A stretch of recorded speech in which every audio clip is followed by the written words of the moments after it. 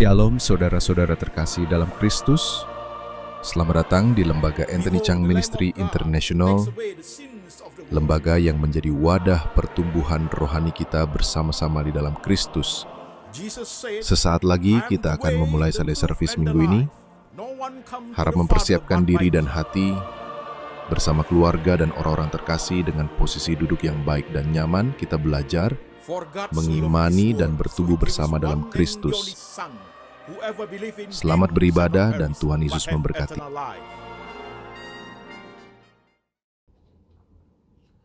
Shalom jemaat sekalian, saya Pendeta Anthony Chang. Salam kepada semua jemaat setia pendengar firman lewat Latsmi, Lembaga Anthony Chang Ministry International. Ibadah Latsmi hari ini 100 seri kedewasaan rohani. Hari ini sampai ke seri 54, kontemplasi ke-80. Temanya adalah kasih Kristus. Dan firman Tuhan kita ambil dari satu bagian, Roma 8 ayat 31 sampai 39. Demikian firman Tuhan.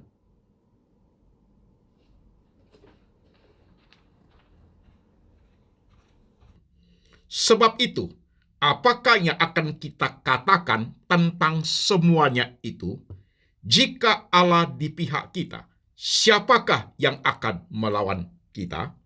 Ia yang tidak menyayangkan anaknya sendiri, tetapi yang menyerahkannya bagi kita semua, bagaimanakah mungkin ia tidak mengaruniakan segala sesuatu kepada kita bersama-sama dengan Dia? Siapakah yang akan menggugat orang-orang pilihan Allah? Allah yang membenarkan mereka. Siapakah yang akan menghukum mereka? Kristus Yesus yang telah mati, bahkan lebih lagi yang telah bangkit, yang duduk di sebelah kanan Allah, yang malah menjadi pembela bagi kita. Siapakah yang akan memisahkan kita dari kasih Kristus? Penindasan atau kesesakan atau penganiayaan atau kelaparan, atau ketelanjangan, atau bahaya, atau pedang. Seperti ada tertulis, oleh karena engkau, kami ada dalam bahaya maut sepanjang hari. Kami telah dianggap sebagai domba-domba sembelihan. Tetapi dalam semuanya itu, kita lebih daripada orang-orang yang menang, oleh Dia yang telah mengasihi kita.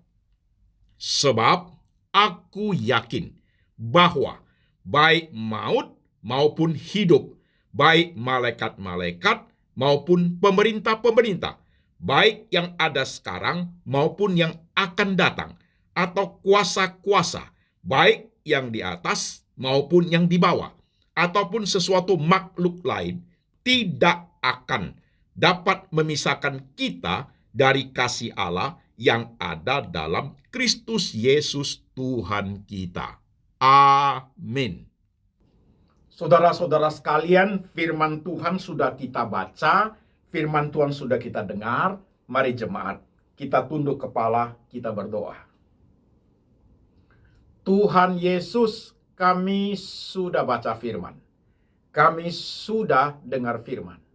Sekarang roh Tuhan bekerja, mengurapi hamba-Mu ini, memberi ia hikmat dan bijaksana, boleh menyampaikan firman Tuhan ke dalam bahasa jemaat yang gampang dimengerti oleh semua lapisan jemaat. Tuhan, di tengah semua realita kehidupan kami ingin tetap memahami, kami ingin tetap merasakan kasih Kristus selalu menaungi kami. Ajar kami Tuhan, lewat hari-hari kami yang tidak mudah, menjalani perjalanan kerohanian kami hidup bersama dengan Tuhan. Kami siap hati, siap pikiran, siap iman untuk diberkati. Tuhan Yesus berbicara, kami mendengar. Dalam nama Tuhan Yesus, kami berdoa. Amin. Shalom jemaat sekalian. Apa kabar? Saya berharap saudara baik-baik saja. Saudara-saudaraku, ibadah hari ini 100 seri kedewasaan rohani, seri ke-54 hari ini. Minggu lalu 100 seri khotbah aplikatif. Minggu ini 100 seri khotbah kedewasaan rohani. Beda level, saudaraku ya. Khotbah aplikatif dengan khotbah kedewasaan rohani beda level. Aplikatif lebih gampang dimengerti. Kedewasaan rohani, khotbahnya adalah memakai cara berpikir integrative thinking dan level berpikirnya dari analisa. Baru pelan-pelan, tambah lama, tambah susah, saudaraku. Oke? Mari jemaat kita menyimak dengan baik. Temanya adalah kasih Kristus. Kita sudah sebentar lagi Natal, saudaraku. Ini sudah November. Hari ini saya mau bicara tentang kasih Kristus dalam pemahaman yang berbeda dalam konteks kedewasaan rohani. Saya langsung direct to the point, saudaraku ya. Saudara perhatikan. Kasih Kristus itu menaungi setiap kita orang percaya. Saudara pasti bilang amin. Oke. Tetapi yang harus kita perhatikan adalah, saudaraku, sering sekali sebagai orang-orang percaya, kita memahami kasih Kristus sangat terkondisi dengan apa yang terjadi pada kita. Betul jemaat? Saya akan kasih contoh-contoh yang konkret. Kita bilang Tuhan sayang aku, Tuhan sayang saya karena aku diberkati, rumah tanggaku diberkati, usahaku diberkati, hidupku sehat, semua lancar, Tuhan sayang saya. Benar itu Pak Pendeta? Benar. Tetapi saudaraku, pemahaman tentang kasih Kristus tidak sekedar yang saya sebutkan tadi. Tidak sekedar itu. Nah, ini menjadi suatu hal yang penting dalam konteks kedewasaan rohani. Kalau khotbah aplikatif, saudaraku, oke lah. Ya, kalau saya ini Tuhan sayang saya maju dulu, saya Pak, Tuhan baik, Tuhan sayang saya, oke. Tapi kalau khotbah di level kedewasaan rohani, pemahamannya harus lebih lagi dari sekedar kalau diberkati artinya Tuhan sayang saya, saudaraku. Mesti lebih daripada itu. Yang menjadi sulit adalah ketika kita anak-anak Tuhan, saudaraku, mengerti kasih itu sesuai dengan kondisi situasi yang kita hadapi. Contoh, kalau lagi susah, hidup lagi susah, jatuh miskin, pasangan tidak setia, mengalami penganiayaan, penipuan, bahkan orang kita sayang mengalami kematian. Masihkah kita mampu mengerti kasih Kristus itu menaungi kita? Tidak mudah, jemaat. Tidak mudah. Orang percaya itu ketika mengkondisikan aku diberkati, dipenuhi, disebut Tuhan mengasihi aku. Tapi ketika menghadapi bagian yang sulit, bagian yang negatif, bahkan seolah-olah tidak ada pertolongan Tuhan, anak Tuhan itu bisa berpikir, apa Tuhan sudah tidak sayang saya ya? Kok Tuhan tidak peduli saya ya? Jadi kita selalu berpikir kalau Tuhan peduli, Tuhan sayang, semua yang kita mau, Tuhan penuhi, saudaraku. Itu disebut kasih Tuhan. Terlampau kecil pemahamannya. Terlampau kecil. Terlampau kecil, jemaat sekalian. Ini kedewasaan rohani, kita harus pahami lebih dari itu. Pertanyaan saya, apakah pada saat kamu sakit, kasih Tuhan sudah nggak ada? Apa pada saat you doa, Tuhan tidak penuhi apa yang kamu mau? Apa itu artinya Tuhan sudah tidak sayang kamu lagi? Apakah pada saat kamu kehilangan sesuatu atau orang yang paling kamu sayang? Apakah itu artinya Tuhan sudah tidak sayang kamu lagi? Kadang mulut kita tidak ngomong begitu. Tapi tingkah laku kita, reaksi kita, respon iman kita, kita punya attitude kepada Tuhan, saudaraku, menunjukkan bahasa, lu kok begitu sama gua, ya kan? Kedewasaan rohani harus melampaui itu, saudaraku. Harus melampaui itu. Jadi sering kita bahasakan seperti itu. Uniknya manusia, khususnya orang percaya itu, saudaraku, kadang-kadang keegoisannya terlampau besar. Kalau lagi sehat, kaya, sukses, keluarga bahagia, semua lancar, doanya mintanya apa? Hidup terus, nggak mau mati, saudaraku. Tuhan pelihara, Tuhan jaga, Tuhan perisai, hidup terus. Tetapi kalau sulit, pailit, dililit hutang, dikejar debt collector, pasangan tidak setia, dihinggapi penyakit berbahaya, semua sudah habis, saudaraku. Doanya apa? Tuhan, aku minta mati aja. Kan begitu? Ya kan? Kalau semuanya oke, minta panjang umur. Tapi kalau sudah tak berdaya, terhimpit, ya, udah susah sekali, Tuhan, aku minta mati aja. Kalimat doanya masih dalam kalimat aku minta, saudaraku. Padahal sebenarnya bukan itu. Itu hanya kalimat klise. Bukan minta, sebenarnya ngatur. Bukan minta kepada Tuhan, tapi mau ngatur Tuhan. Waktu saya senang semuanya, panjang umur ya Tuhan. Kesannya minta. Waktu udah susah, tidak ada jalan, mau hindari tanggung jawab, Tuhan, aku mati saja. Mohon Tuhan, cabut nyawaku. Ngatur Tuhan. Kalau gitu buat apa kita punya Tuhan ya? Kita angkat diri kita sebagai manusia itu, angkat diri kita jadi Tuhan. Beres dong. Ya saudaraku. Jadi khotbah hari ini jemaat sekalian. Mari kita belajar lebih dewasa rohani.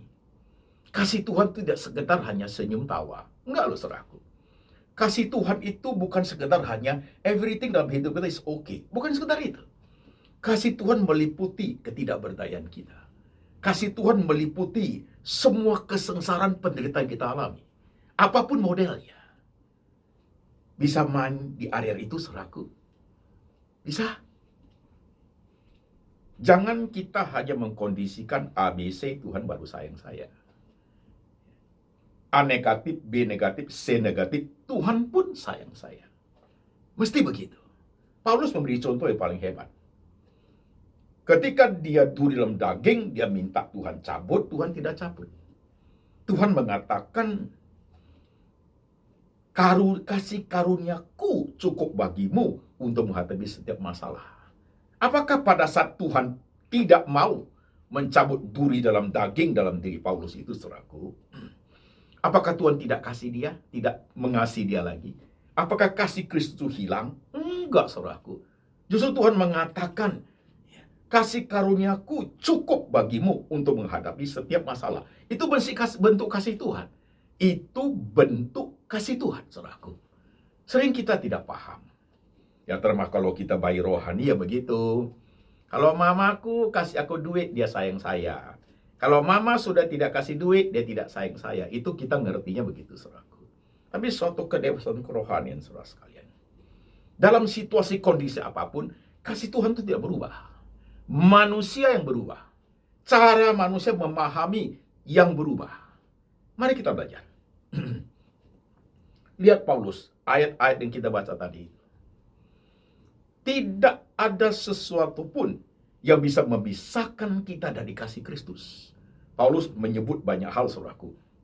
Paulus tidak menyebut masalah tentang yang positif, nggak usah disebut. Semua orang tahu. Justru Paulus menyebut tentang yang masalah negatif. Adakah yang bisa memisahkan kita dari kasih Kristus? Kemiskinankah? Ketelanjangankah? Penderitaankah? Sakitkah? Aniayakah? Kesulitankah? Kematiankah? Atau dari orang-orang jahatkah? Atau dari penguasa-penguasa? Atau dari pemerintah-pemerintah? Baik yang sekarang maupun akan datang? Atau kuasa-kuasa lain? Atau bahkan disebut oleh Paulus makhluk-makhluk lain? Apakah mereka bisa memisahkan kita dari kasih Kristus? Sama sekali tidak. Nah ini kalimat yang dalam, saudaraku.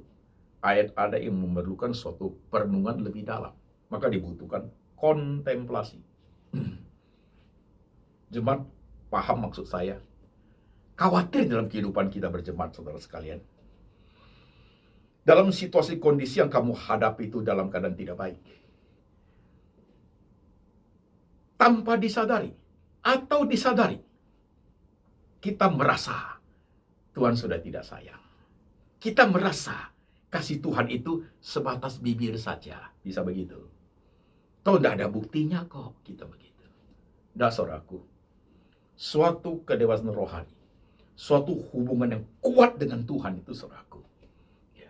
Dunia boleh berubah. Apa yang kita hadapi boleh berubah. Apa yang kita hadapi bisa banyak hal yang terjadi pada diri kita. Tapi kasih Tuhan itu tidak berubah. Waktu kita mempraktekkannya, saudaraku, kita baru bisa rasakan itu. Contoh lagi. Saudara sudah tua. Badan saudara sakit-sakitan. Oke. Di hari tua umur 80. Sakit-sakitan. Saya mau tanya, masih bisa rasakan kasih Tuhan? Kalau kasih Tuhan terkondisi, hanya untuk yang muda-muda saja dong. Yang lagi sehat itu baru Tuhan kasih. Tapi kalau orang yang sudah tua, sakit-sakitan, sudah nggak ada kasih Tuhan, salah besar. Justru saudara yang sudah usia tinggi, badan sakit-sakitan, masih bisa merasakan kehangatan kasih Tuhan. Sekalipun badan ini lapuk, tapi kasih Tuhan itu tidak pernah berubah. Saudara bisa rasa itu. Sekalipun pasanganmu sudah pergi, mungkin dia sudah meninggal, atau dia hianati kamu, ya. Kamu kehilangan kasih daripada pasangan. Masih bisa merasakan nggak kasih Tuhan? Kehangatan Tuhan, kekuatan dari Tuhan untuk melewati semuanya. Pada saat berdoa masih nangis, pada saat dalam keadaan sulit masih berdoa kepada Tuhan, masih ingat Yesus. Bukankah itu kasih, saudaraku? Jangan lupa, Roma yang kita baca itu, Roma 8 itu, saudaraku, pasal 28 di atasnya. Ya. Itu Tuhan turut bekerja dalam segala sesuatu untuk mendatangkan kebaikan bagi setiap kita yang mengasihi Dia. Apa yang terjadi pada kita, saudaraku, yang disebut semua kesulitan itu, bukan Tuhan tidak tahu. Tuhan turut bekerja di dalamnya untuk mendatangkan kebaikan. Apakah itu bukan kasih, saudaraku? Apakah itu bukan bentuk kasih Tuhan? Kedewasaan rohani harus main di bagian itu. Khotbah ini tidak gampang. Memberikan suatu perenungan dalam, memberikan suatu contoh kehidupan hidup saudara sendiri. Tidak ada manusia yang tidak punya problem. Tapi ketika problem yang kamu hadapi saat ini, saudaraku, saya mau tanya satu pertanyaan. Masih rasa nggak hangatnya kasih Tuhan? Masih rasa? Atau masa-masa dihadapi sudah menjadi sesuatu merintangi untuk memahami kasih Tuhan? Atau sudah patah arang? Atau sudah tawar hati sama Tuhan? Loh, kok begitu sama saya? Kasian banget orang Kristen seperti itu, saudaraku. Berarti dia tidak tough dalam menjalani hidup ini. Imannya tidak mampu memberikan respon kepada dunia yang dia hadapi. Maunya hidup enak saja, baru disebut Tuhan sayang. Keliru 1000%. Mari kita pahami khotbah seperti ini, saudaraku, memberikan suatu kontemplasi yang dalam. Kalau yang senang-senang, kita khotbah, saudara gampang nyerapnya. Tapi kalau yang kelihatannya, kasih itu tidak selalu harus saya sukses, ya Pak. Kasih Tuhan itu tidak selalu harus saya, artinya semuanya oke, ya Pak. Pada saat sangat menderita sekali, Pak. Pada saat saya dianiaya, ditipu, difitnah, sampai saya meringkuk dalam penjara. Apa di situ ada kasih Tuhan, ya Pak? Itu dia. Pada saat saya menghadapi hal yang tidak fair dalam dunia ini, seolah dalam hidup saya ini tidak ada satu orang pun yang memihak kepada saya. Pada saya tidak melakukan hal yang salah. Apakah aku masih bisa merasakan hangatnya kasih Tuhan, ya Pak? Itu dia. Itu dia. Itu pelajaran yang mahal, saudaraku. Pelajaran yang mahal. Coba perhatian pelan-pelan. Jangan terkondisi. Jangan terkondisi. Gaji naik, Tuhan sayang saya. Oke. Tapi kalau you dipecat, sekalipun bukan kamu lakukan kesalahan, you dipecat, di PHK. Besok nggak tahu lagi harus bagaimana. Masih bisa rasakan nggak kehangatan kasih Tuhan? Itu penting, cepat. Itu suatu kerohanian yang level up. Masuk ke cara berpikir analisa, saudaraku. Bisa. Ya, hidup kita masing-masing. Saya kasih contoh hidup saya, saudaraku. 2 bulan terakhir ini saudara tahu kondisi saya. Saya sudah sharing di khotbah aplikatif, saudaraku. Udah sharing juga di banyak gereja, saudara sudah dengar. juga saudara-saudara jemaat yang sayang kepada saya, terima kasih untuk bantuan doa dan bantuan dana pengobatan saudaraku. Thank you so much. Dalam kondisi saya seperti ini, saya pergi ke 5 dokter ginjal saudaraku. Baik di Jakarta, di Penang maupun di Singapura. Setiap dokter yang saya temukan, saya pasti menerima hikmat. Pasti menerima bagian yang penting saudaraku. Walaupun tidak semua dokter perfect. Ya. Sampai terakhir di dokter di Singapura, saudaraku, saya mengambil kesimpulan. Dan dokter juga begitu. Kondisi ginjal bocor saya, saudaraku, tidak mungkin sembuh lagi. Kecuali ada mujizat Tuhan. Saya mengalami komplikasi, saudaraku. Jantung, mata, ginjal. Hanya ada cara untuk menjaga, maintain kebocoran ginjal saya, supaya tidak cepat drastis turun lagi, saudaraku. Itu saja. Obat-obat yang saya makan, dan saya harus diet sangat ketat. Semua makanan rebus dengan air tawar saja, saudaraku. Begitu. Dan makan obat dari dokter di Singapura. Setiap 3 bulan saya harus ke dokter itu untuk terus dicek, dipantau dengan teliti, saudaraku. Dalam kondisi begini, apa saya tidak bisa merasakan kasih Tuhan? Dulu saya sehat. Dulu saya kuat. Saya bilang Tuhan sayang saya. Nah sekarang dalam kondisi begini, apakah aku masih bisa merasakan kehangatan Tuhan? Pasti. Bahaya adalah kita orang percaya. Pada saat kita tidak bisa merasakan kehangatan Tuhan lagi, kasih Kristus di tengah semua kehidupan yang tidak baik dan negatif itu, saudaraku, kamu akan kehilangan semangat. Kamu akan kehilangan sinar mata yang berkobar-kobar. Kamu kehilangan kedekatan dengan Tuhan.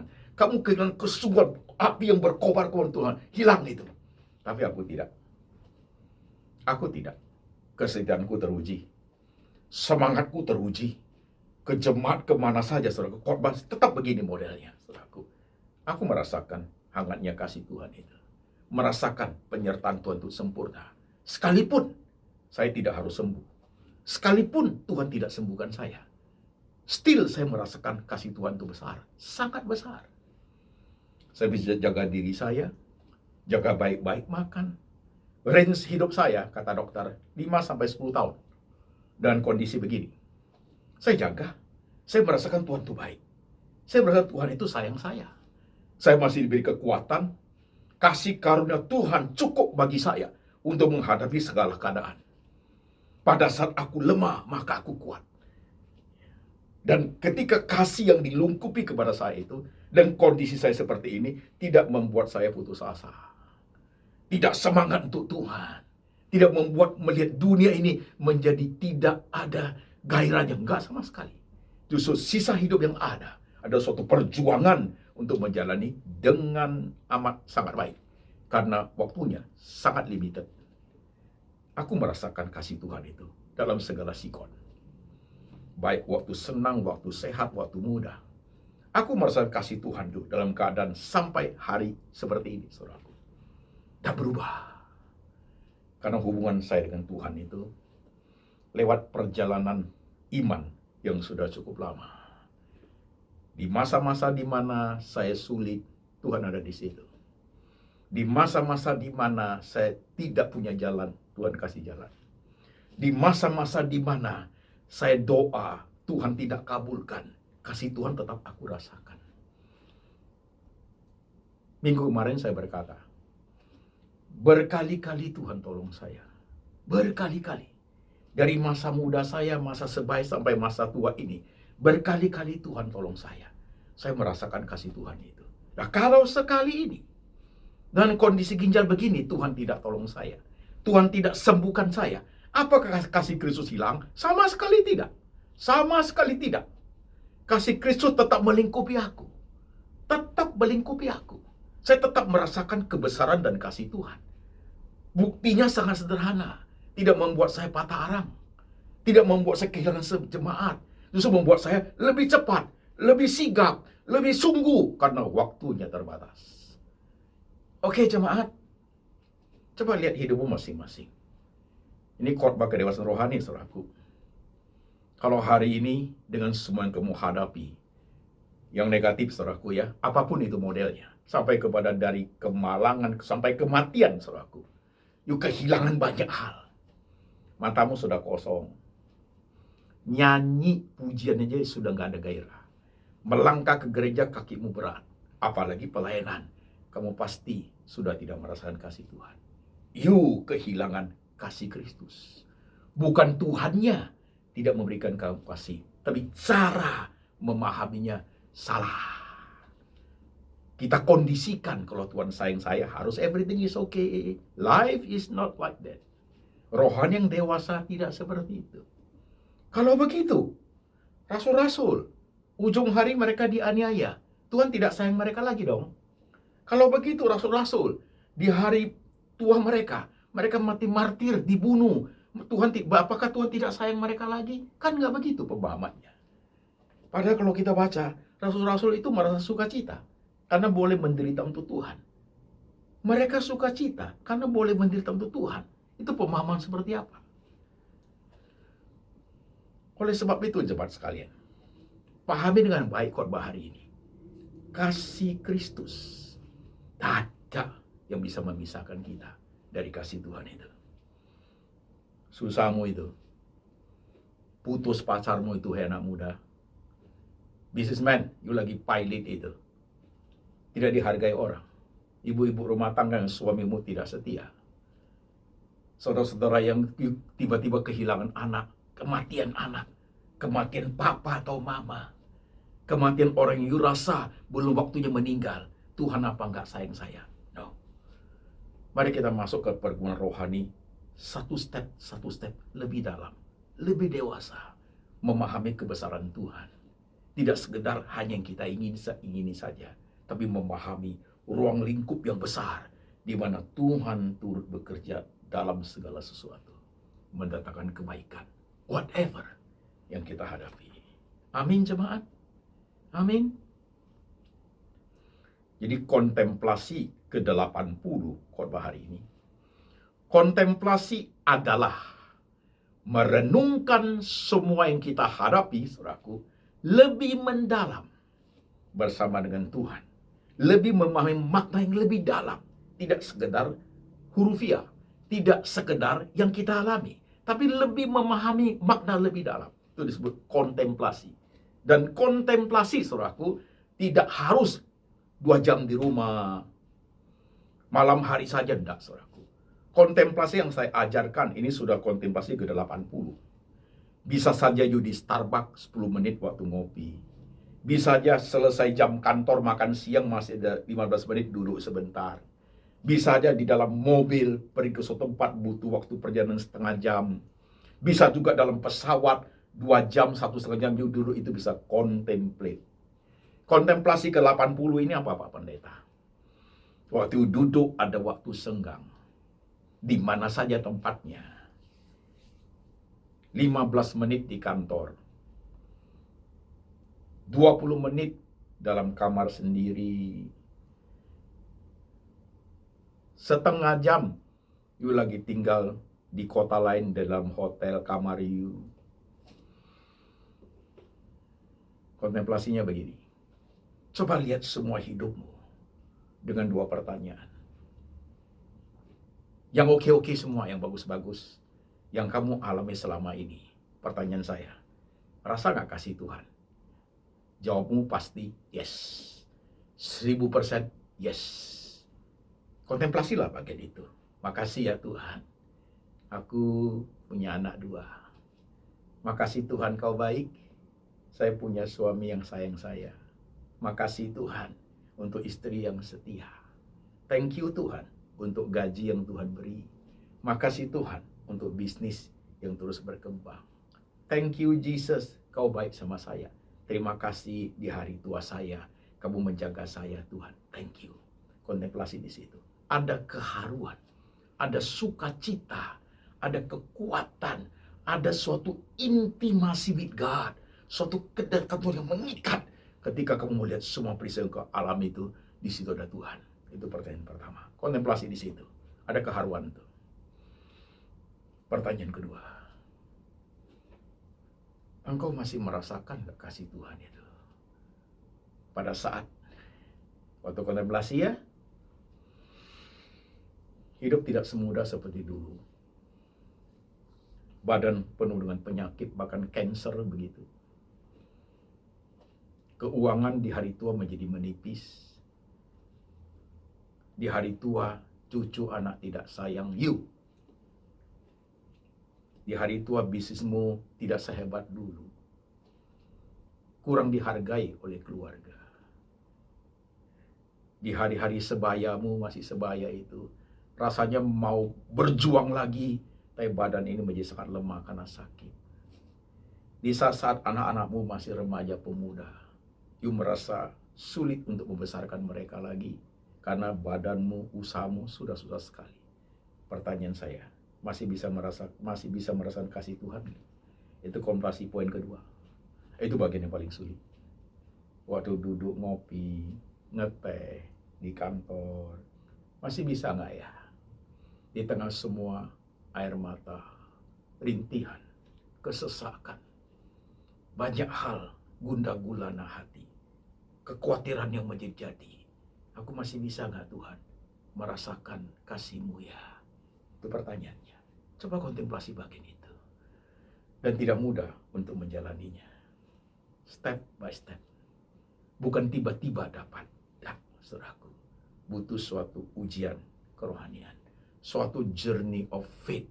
Suatu tamasya rohani. Tamasya iman bersama dengan Tuhan. Suatu pengalaman hidup yang harus diarungi. Karena di dalamnya ada air mata. Ada kesulitan. Ada tantangan. Di situ kehadiran Tuhan itu nyata tidak? Cukup kasih karuniaku bagimu menghadapi setiap masalah. Justru pada saat engkau lemah, maka engkau kuat. Bisa rasa nggak? Rasa nggak hangatnya kasih Tuhan di tengah semua air matamu? Masih terasa nggak? Jawab saya.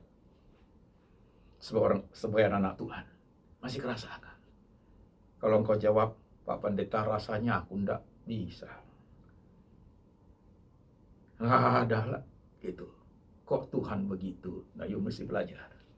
Mesti belajar kepada suatu kedewasaan rohani yang lebih tinggi. Tuhanmu itu bukan sekedar memenuhi apa yang kamu mau, baru disebut Dia mengasihi kamu. Bukan sekedar itu. Terlampau kecil, you memahami tentang kasih Allah itu, saudaraku. Kasih Allah itu melingkupi semuanya.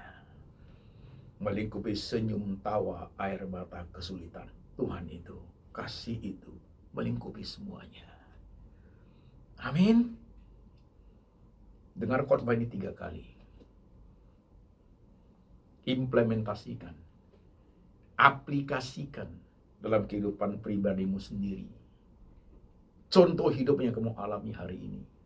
Selamanya kamu alami kesesakan, air mata, kesulitan, membuat kamu seperti tersudut tidak berdaya.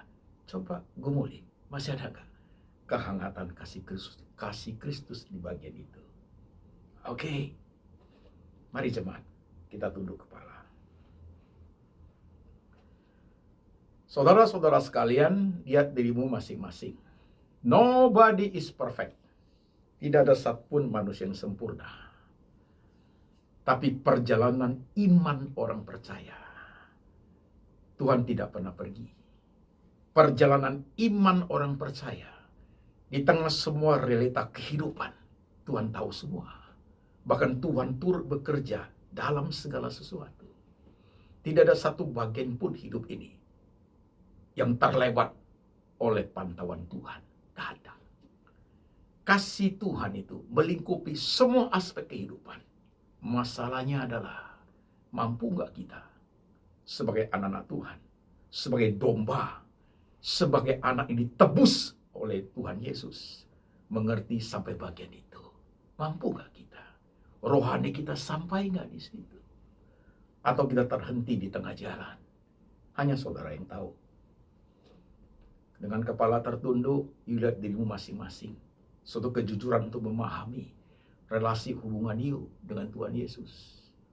Sekuat apa, sejauh apa, sehangat apa kasih Tuhan dalam hidupmu. Hanya engkau yang tahu.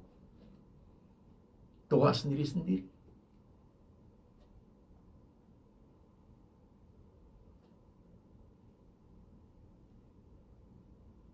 Suatu refleksi iman yang penting ibadah hari ini.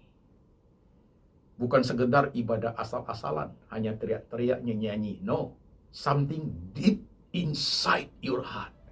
Suatu yang dalam ke dalam hatimu.